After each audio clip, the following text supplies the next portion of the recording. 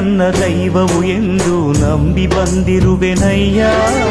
ನೀನೇ ನನ್ನ ದೈವವು ಎಂದು ನಂಬಿ ಬಂದಿರುವೆನಯ್ಯ. ಕಷ್ಟಗಳೆಲ್ಲವ ಪರಿಹರಿಸಿ ನನ್ನನು ಸಲಹಯ್ಯ. ಕಷ್ಟಗಳೆಲ್ಲವ ಪರಿಹರಿಸಿ ನನ್ನನು ಸಲಹಯ್ಯ.